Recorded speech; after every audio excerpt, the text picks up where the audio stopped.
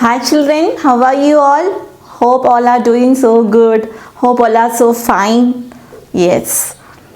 Children, do you know when we are celebrating our national festivals? Yes, of course you know, isn't it? Yes. During this national festival time, the principal hoists the national flag in the school, isn't it? All salute the flag. Yes, so the national festivals means Independence Day, Republic Day, they are all our national festivals.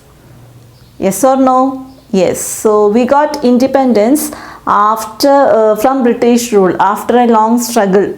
Many Indian freedom fighters or our leaders, they fought for our country, they struggled a lot, and we finally we got freedom or independence on 15th August 1947. We got independence. Afterwards, what happened after getting independence? Then it was very essential, it was very important to form a constitution to rule, how to constitution, or you can say it was very important to form a government to rule the country, how to govern the country. So it was so important, and on 26th January 1950, January 26th 1950, our leaders, they formed the constitution, they framed the Constitution of India. Constitution means what? It is a document, it has some principles, some rules to govern the country, to rule the country. So that's why this day we are celebrating as Republic Day. This day we celebrate as Republic Day. At the same time, Constitution, our Indian Constitution formed on this date, came into force on 26th January 1950.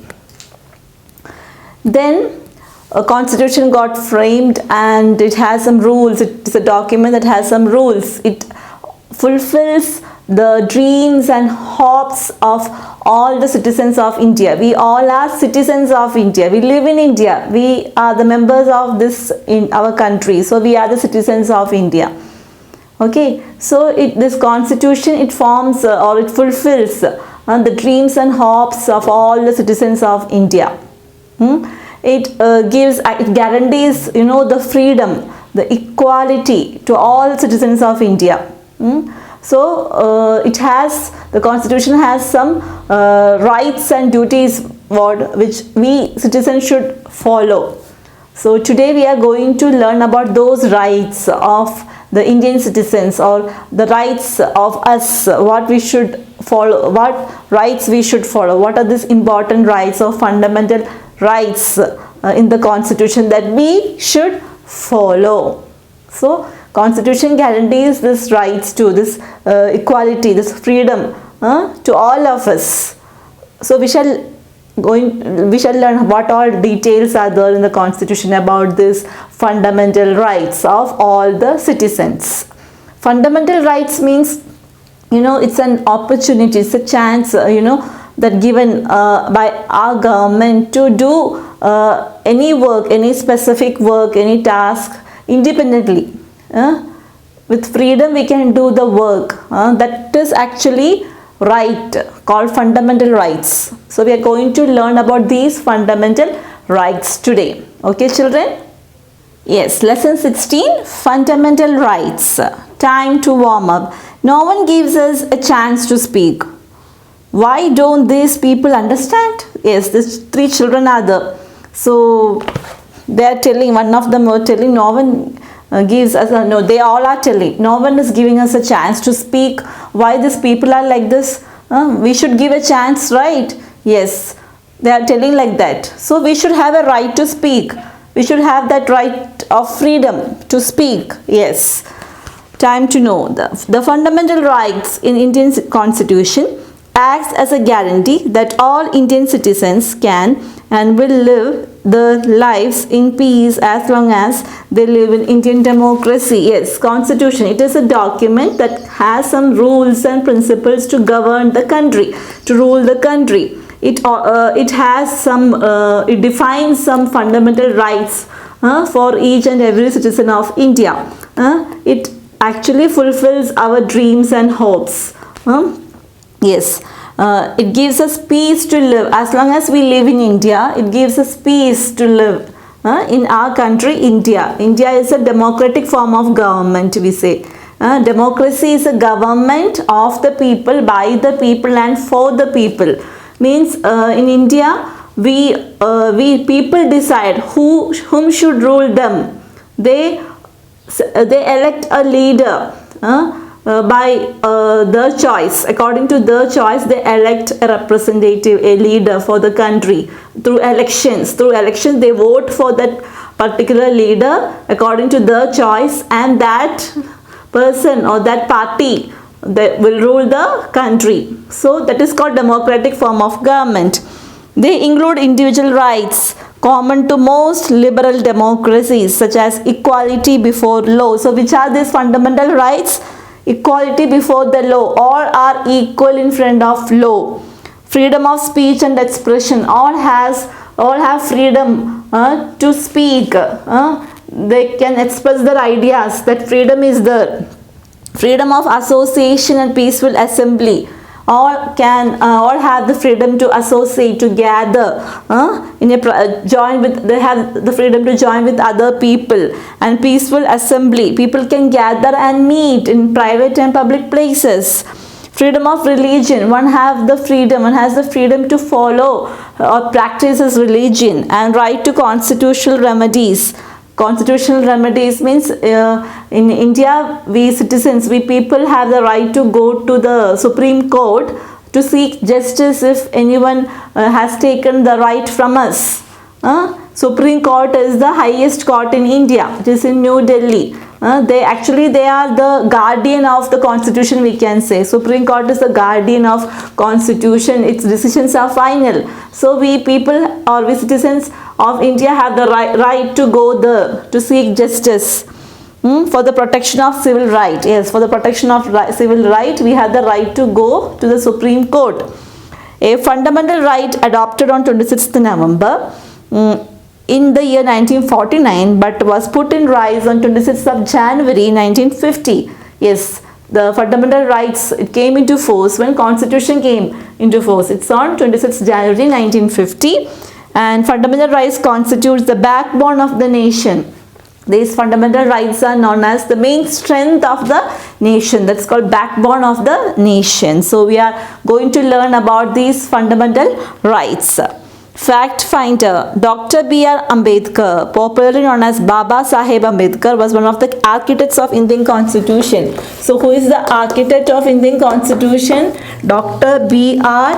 Ambedkar. Dr. B.R. Ambedkar, he was the chairman of the drafting committee, the constitution. He was the chairman, Dr. B.R. Ambedkar. He is also known as Baba Saheb Ambedkar. He was one of the architects. He was one of the main leader to build the constitution, to make the constitution, to frame the constitution for India.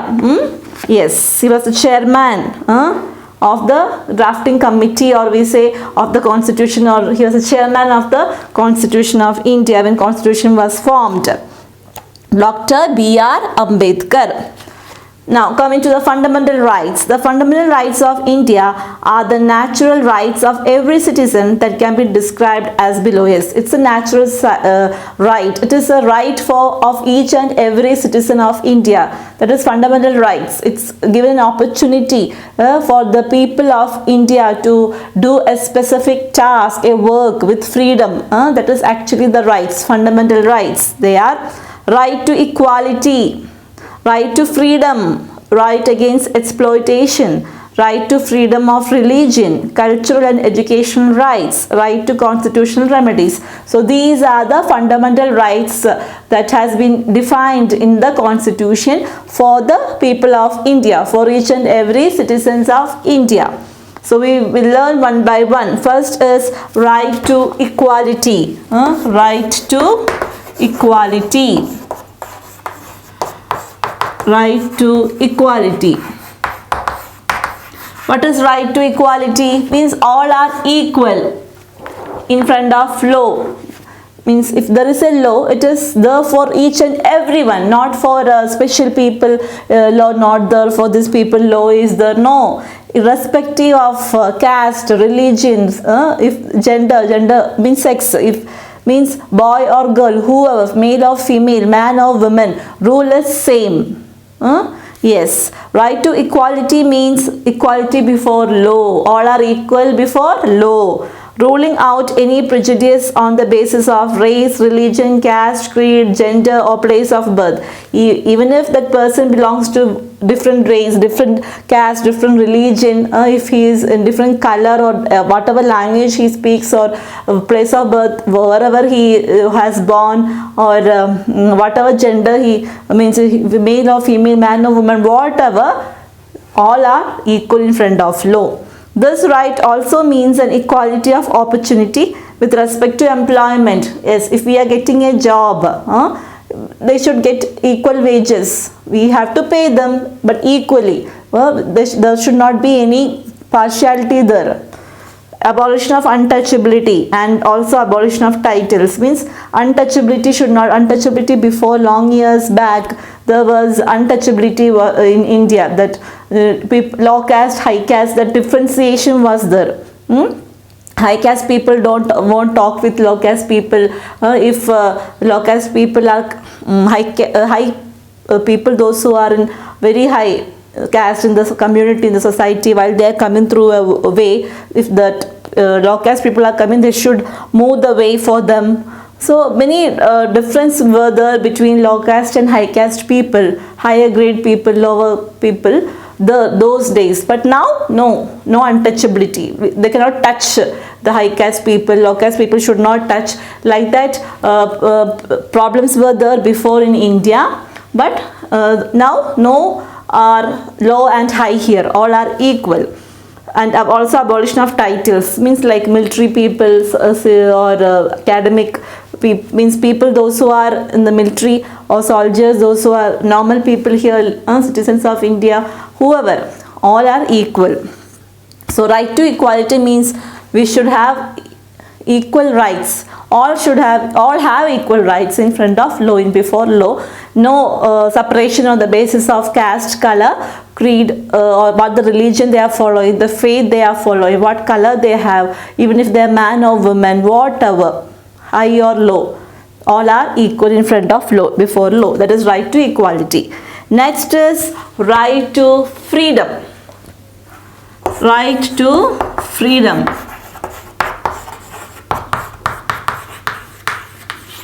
Next is right to freedom. First one was right to equality. Next is right to freedom. We should have freedom to speak. Starting itself, the children were telling why they are not understanding. We should have, no one is understanding us. We should speak, right? Yes. You have the freedom to express your ideas, your thoughts. You have the freedom to speak to anyone. You can express your opinion, your ideas, your thoughts. Yes. Right to freedom includes a gamut of rights such as right to speech and expression. Yes, a gamut of rights means the entire right, the complete right you have to speak, to express your thoughts, your ideas. Right to assemble peacefully. Yes, wherever you are, you have the right to peacefully. You can right to assemble, can gather everywhere, to form association. Yes, you can join with other people. Right to move freely throughout the territory of India. Where in India there are different places. So we have the right to go, to move, to travel anywhere in India. We have that freedom.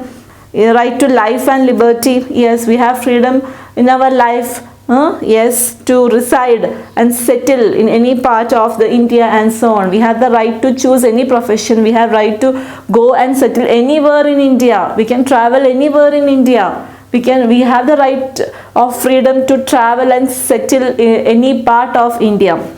Yes, that is right to freedom. We have the right of freedom to express our thoughts, our ideas, express our opinion, our expression. Through radio, television, newspaper, magazines. Through that also we can express our ideas, our thoughts, our views, etc. No one have right to stop us. We have the right of freedom for that. We have the right to move anywhere in India, any places we can go in India, anywhere we can settle in India. No one will come and stop us. That is right to freedom. So right to equality is all are equal before law, even if they are in belongs to different caste, religion, color, gender, place of birth, whatever. All are equal in front of law. Right to freedom is we have the right of freedom to express our ideas, our opinion, our views, our thoughts, etc. We have the freedom to move anywhere in any part of India. We have the right of freedom to settle down in anywhere in India. Yes. Next is right to freedom of religion. Right to freedom of religion. Yes, we have the right to choose and to follow any religion. We have the right to practice and propagate any religion. It's our wish, it's our faith, and we have the right to choose that, to follow the religion. We conduct religious events, and also we should not disrespect other religion at the same time. So right to freedom of religion. Right to freedom of religion is another important fundamental right that explains the essence of freedom of conscience and profession. Yes, it's the essence, the principle. It is main principle of freedom of conscience. Means what a person's moral sense of right and wrong. He has a right to choose what is. He has this freedom to choose what is right and what is wrong. He can think about that. He knows from his conscience. He has the right sense is there for him to choose it. Then profession and freedom to run religious affairs. Religious events will be there, professions will be there. He has the right to run freedom to run that religious events and all. Then and freedom to give religious instructions in certain institution. To give some religious instructions also regarding that religion. It is okay for them. He has that freedom. Yes, so right to freedom of religion is nothing but, yes, everyone has a right to follow his or her own religion, to practice that religion, to conduct religious affairs, etc. Yes. Then right against exploitation. Next is right against exploitation.